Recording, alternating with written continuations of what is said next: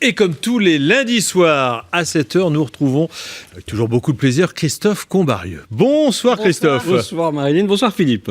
Et nous allons faire un grand saut dans le temps ce soir avec nos deux invités que tout le monde connaît, Igor et Krishka Bogdanov. Bonsoir. Bonsoir à tous. D'être avec nous. Et on les découvre pour la première fois, Christophe, sur une scène. Absolument. Alors évidemment, on va faire donc un grand saut, non seulement dans l'espace, mais dans le temps, et comme on en a l'habitude avec vous, Igor et Grishka. Mais cette fois, on vous découvre effectivement sur scène. C'est au Théâtre du Gymnase, c'est tous les soirs du jeudi au dimanche. Votre spectacle s'appelle évidemment Big Bang. Aujourd'hui, tout le monde vous connaît, bien évidemment, parce que qui ne peut pas se targuer d'avoir vu, il y a 37 ans, c'était en 79, votre émission Temps X. On vous découvrait avec des magnifiques combinaisons en aluminium. Et puis, vous lanciez aussi des séries qui ont été maintenant des séries cultes. Il y avait Star Trek, La Quatrième Dimension, Le Prisonnier. Alors, vous avez énormément d'activités, d'actualités en ce moment, puisqu'il y a également le livre qui sort, c'est les clés, le code secret de l'univers qui paraît chez Albin Michel. J'ai presque envie de vous demander, première question, c'est comment vous avez découvert cette passion pour le cosmos, pour les étoiles, pour l'espace ? Moi, je crois que ça remonte à notre enfance. On répond assez souvent à cette question-là et on dit qu'un jour, notre grand-mère nous a emmenés en promenade pour aller assister au lever du soleil. Il était 4h du matin, c'était le mois de juin. On a marché pendant 2 heures vers les collines qui surplombent le village. Puis là, tout à coup, on a vu le soleil émerger de derrière la colline. Et vraiment, ce feu naissant de l'aube, finalement, a laissé une telle trace dans notre mémoire que, voilà, il ne s'est jamais éteint et on s'est passionné pour l'espace. Une passion que vous avez tous les deux, ça qui est le plus saisissant. Tous les deux. Et alors, ce qui est extraordinaire, ce qu'on peut compléter évidemment ce qu'Igor dit à propos de la découverte de l'univers au moment de ce lever de soleil, c'est que notre grand-mère a eu la très bonne idée d'acheter une lunette astronomique. Donc, en fait, un petit télescope. Et c'est grâce à ce télescope qu'à l'âge de 4-5 ans, on se juchait sur des tabourets, et puis tout d'un coup, on était dans la Lune, complètement. Physiquement, pratiquement, c'est qu'on voyait les cratères, on voyait tout. On voyait, bien entendu, ensuite les sables de Mars, et puis plus loin, Vénus. Alors tout ça, ça nous a en effet éduqués, sans doute, d'abord par passion, et puis ensuite par besoin de connaître. On s'est engagé dans ce chemin, et puis on ne l'a jamais quitté. Vous êtes complémentaires ou vous êtes identiques ? On est supplémentaires, complémentaires. C'est les deux définitions mathématiques. Il a passé une thèse de mathématiques et moi de physique théorique. Donc du coup, lui crée tous les instruments mathématiques qui permettent d'élaborer la théorie. Puis moi, ensuite, je la vérifie sur le plan physique. Et c'est ça qui est intéressant. C'est-à-dire qu'en fait, on constitue, Grishka et moi, une sorte de laboratoire naturel. Vous aviez quand même, vous venez d'en parler, des prédispositions, si on peut dire, aussi intellectuelles, parce que, bon, c'est bien beau d'aller voir un lever de soleil, d'avoir un télescope, on regarde, on a tous eu des passions quand on était gamin, mais après, les traduire pour en faire un métier, et une longue carrière, là, il y a un pas quand même qui est assez conséquent à franchir. Oui, vous avez ces prédispositions aussi intellectuelles. C'est vrai que le bain culturel commun, qui est presque un trésor. Quand on parle de gémellité, on parle de réflexes conceptuels qui sont très superposés, qui sont très proches, et qui induisent évidemment des réponses sur le plan de l'action, ou des réactions en tout cas, qui sont évidemment là aussi presque similaires. Et ce marché commun de l'esprit est un véritable plus, qui nous a permis de créer une valeur ajoutée à deux, et on s'est dit au fond, la plupart des jumeaux que nous connaissons aujourd'hui n'ont pas choisi de faire converger ce trésor de la gémellité. Alors que nous sommes dit, travaillons ensemble. On se l'est dit très tôt. On n'a pas fait les mêmes études, justement, volontairement, pour pouvoir avoir des choses à se raconter. Et puis ensuite, évidemment, à compléter par le bagage de l'autre. Vous êtes conscient que parmi les ingrédients de votre succès, il y a votre style très rock'n'roll, loin de l'image que l'on peut se faire du scientifique, oui. Et puis votre capacité à vulgariser le discours scientifique également. Oui, parce qu'en réalité, Grishka et moi, et ça remonte vraiment à nos années d'enfance au village en Gascogne, nous avons toujours aimé raconter des histoires, c'est-à-dire au fond partager une passion avec nos camarades d'école. Et cette passion-là s'est prolongée, elle a traversé l'enfance, puis l'adolescence, et puis en fait, on en a fait, c'est vrai, une sorte de devise. On dit à tous ceux qui veulent savoir exactement quel est le secret des Bogdanov, au fond, que nous sommes des démocrates du savoir. On aime partager le savoir autant que si nous étions des politiques, nous aurions aimé partager le pouvoir. Mais le savoir est quelque chose de beaucoup plus essentiel. Oui, mais c'est vrai que ça induit une réflexion sur le sens de la démocratie contemporaine, la démocratie moderne. Au temps de la cité grecque, évidemment, le pouvoir était l'objet à partager. Aujourd'hui, on va plus loin. Le savoir, cette immatérialité qui nous environne, le savoir numérique, numérisé, tout ceci débouche sur une nouvelle forme de démocratie qui consiste à partager le savoir, partager la connaissance. Et c'est probablement un accès à des outils de croissance, des outils de domination finalement des lois de la nature qui est probablement plus profond aujourd'hui que le partage du pouvoir. C'est pour ça que nous sommes si attachés à faire en sorte que tout le monde puisse accéder à ce trésor. C'est de l'open source en quelque sorte. Si vous êtes très complémentaires évidemment professionnellement, il n'y a pas un moment où vous en avez marre l'un de l'autre. Il n'y a pas un moment où cette proximité finalement finit par être un peu pesante. Vous ne faites rien l'un sans l'autre. Non, en effet, on a même du mal à répondre à la question. Non, on est réellement engagé à peu près sur tous les fronts. Alors évidemment, il y a des zones, par exemple, d'action. Moi, je fais de l'escalade, Grishka n'en fait pas. Il fait de la musique ancienne sur le luth, je n'en fais pas. Donc, ce sont mais ce sont des micro-systèmes, si on peut dire, qui prennent place dans un système, comme Grishka l'a désigné, placé sous un marché commun, au fond, et tout circule librement. On a retenu l'expression de marché commun de l'esprit, j'avais même noté. C'est assez étonnant comme expression. Alors, cette démocratisation, vous la mettez, on peut voir sur scène, donc, Christophe. Exactement, le dire, théâtre du gymnase, du jeudi au dimanche. Est-ce qu'on en regarde un tout petit extrait, 25 secondes, ça a été tourné pendant les répétitions. Donc, vous n'êtes pas en tenue, vous n'avez pas de décor. Non, absolument. Mais camarades, mais je ne comprends pas. Comment est-ce qu'on peut imaginer que l'univers... Je ne comprends pas. C'est pas compliqué. Toi, tu ne comprends jamais qu'une fois sur deux. Et encore, comme il neige, ça veut dire que tu comprends une semaine sur deux. Non mais enfin, camarade Gamow, soyons sérieux, sans rire. Est-ce qu'on peut imaginer que l'univers ait pu ne pas exister un jour et qu'à sa place, il n'y avait rien ? Avant ta naissance, est-ce que tu existais ou pas ? Non. Non. L'univers, c'est pareil. L'univers n'existait pas avant sa naissance. Philosophique, là. Hein. Exactement. Alors, c'est un peu un spectacle dans lequel on vous voit comme on ne vous a vraiment jamais vu. Hein. Vous dansez, vous chantez. Lequel des deux en a eu l'idée le premier En réalité, on ne monte pas sur scène comme ça. Non, on avait tous les deux la même idée au même moment. Et surtout, on a été sollicités à plusieurs reprises par des metteurs en scène, par des patrons de théâtre, qui nous disent écoutez, les Bogdanov, il faut absolument que vous veniez chez nous. Et lorsque Dominique Coupe, donc, qui est le metteur en scène, nous a approchés pour la 3e ou 4e fois, on s'est dit allons-y, voilà. Et parce que l'idée d'un spectacle qui serait consacré à une passion commune que Grishka et moi nous partageons depuis des années, qui est celle de savoir ce qui s'est passé au moment du Big Bang et surtout avant, cette idée-là nous a séduits. Et c'est la raison pour laquelle, évidemment, on a accepté cette offre vraiment très, très privilégiée qui nous a été faite. Alors vous pensez le Big Bang qui serait à l'origine de la formation de la Terre, mais vous aviez aussi un livre précédent qui s'appelait Le visage de Dieu. Est-ce que c'est compatible de penser Dieu et de penser le Big Bang ? Oui, c'est tout à fait compatible. D'ailleurs, l'expression que vous utilisez là, le visage de Dieu, est en fait découverte par un scientifique dans les années 1992, un prix Nobel, qui a été à l'origine d'une expérimentation extrêmement importante, qui a consisté à lancer un satellite pour observer l'univers tel qu'il était il y a 13 milliards et 820 millions d'années. Donc, le bébé univers. Quand il a montré, en avril 1992, cette image étonnante du bébé univers, la première lumière de l'univers, il la montre à ses collègues de la Société américaine de physique, et il est saisi d'une telle émotion qu'il dit, mes amis, regardez cette image, qui a fait d'ailleurs le tour du monde, c'est comme voir le visage de Dieu. Alors, évidemment, cette expression est très forte, et évidemment qu'elle nous a séduits, et nous l'avons utilisée pour intituler notre livre. C'est le titre de notre livre. Mais, en quelque sorte, il faut bien distinguer le Dieu des religions, du Dieu des philosophes, et surtout du Dieu des scientifiques. Les scientifiques ne voient pas la même entité quand on désigne cette entité par le même nom.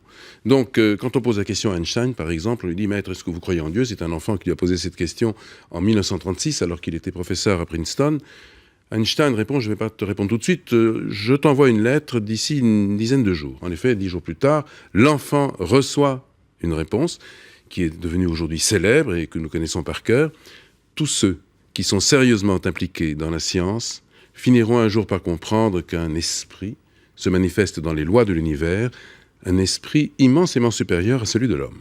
C'est ça la définition, évidemment, que Einstein et tous les scientifiques donnent de ce qu'on peut appeler Dieu.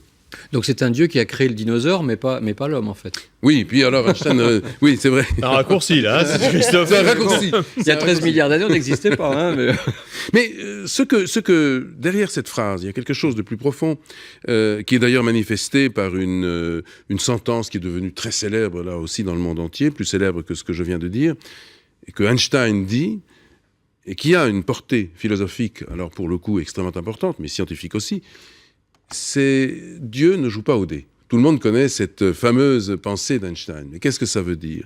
Ça veut dire qu'Einstein pense que le réel tout entier, qu'on appelle l'univers au sens global, ne repose pas sur le hasard. Et qu'il y a autre chose que le hasard, qu'il y a une causalité sous-jacente qui fait que les choses sont ordonnées. Il y a un ordre profond. Et cet ordre profond, on peut lui donner un nom. Alors, on peut l'appeler Dieu si on veut. Mais en tout cas, il y a un ordre et les choses ne se font pas au hasard. Oui, et puis en fait, cet ordre-là, on l'observe. On l'observe aussi bien dans l'espace que dans le temps. C'est-à-dire que quand on regarde l'univers dans son évolution, on voit qu'à l'origine, au moment du Big Bang, l'univers est extrêmement peu ordonné. Enfin, c'est un système qui est très simple puisqu'il est composé d'une espèce de plasma de gaz d'hydrogène. Point, c'est tout. Et puis, aujourd'hui, 13 milliards et 820 millions d'années après, on voit bien que ce qu'on pourrait appeler une sorte de scénario cosmologique fait que l'univers a franchi et traversé des étapes de complexité croissante pour devenir ce qu'il est aujourd'hui, c'est-à-dire un système extrêmement ordonné, extrêmement complexe aussi, auquel d'ailleurs les êtres vivants et pensants contribuent, puisque nous créons de l'information en permanence.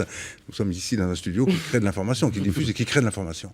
Eh bien, l'univers tout entier fait la même chose. Il s'informe. Et donc, on ne peut pas être indifférent à l'idée très profonde selon laquelle, comme le disait le mathématicien Klein, qui dit ceci, qui est extraordinaire, il dit « Il existe au sein même de la nature une harmonie cachée qui se reflète dans notre esprit sous la forme de lois mathématiques pures. » Et ces lois mathématiques, les mathématiques sont ordonnées. Et donc, ce que l'on observe dans la nature, c'est aussi cet ordre-là, n'est-ce pas ? Et donc, de là à penser que la causalité, c'est-à-dire ce qui a mis le feu aux équations, est une causalité transcendante, en tout cas transcendante à l'univers, évidemment, certains scientifiques desquels nous faisons partie, cèdent à cette interrogation-là. Et on en est où de l'état de la connaissance de ce qui s'est passé avant, maintenant, et si on peut projeter vers le futur. Il y a quelques temps, quelques semaines, on a découvert une nouvelle planète, éventuellement, dans notre système solaire. On se dit quand même, c'était fin 2015 ou début 2016, on en est encore à découvrir potentiellement, alors on ne sait pas si c'est une lune par rapport à... Enfin bon, on découvre encore dans notre propre système solaire des objets. Des planètes, des objets. Absolument. Donc on en est à quoi, à 5% de connaissance de l'univers. On est même à mon avis, beaucoup moins que ça. On est 0,00 quelque chose. Quelque chose comme ça. On connaît très peu de choses. L'univers est tellement vaste. On pensait que Pluton, qui a été déclassé d'ailleurs comme planète il y a quelques années par la Société astronomique, en réalité faisait partie de notre système solaire. Bon, elle est à 6 milliards de kilomètres à peu près. Mais il se trouve que cette planète-là est beaucoup plus loin. Elle est à peu près 100 milliards de kilomètres.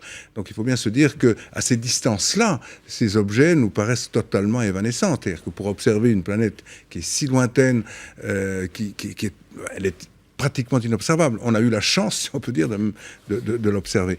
Mais ce n'est qu'une toute petite partie de l'univers, parce que notre système solaire, même avec ses 100 milliards de kilomètres depuis la Terre, n'est qu'une poussière dans le grand disque galactique, notre galaxie, qui, elle, mesure 100 000 années-lumière d'un bout à l'autre.